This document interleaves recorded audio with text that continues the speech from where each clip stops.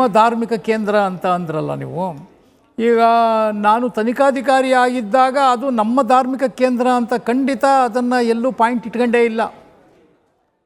ನಾನು ಪ್ಯೂರ್ಲಿ ಕಾಕಿ, ನಮ್ಮ ದೇವರು ಕಾಕಿ, ನಮ್ಮ ಕೆಲಸ ಕಾಕಿ, ನಮ್ಮ ಉಸಿರು ಕಾಕಿ.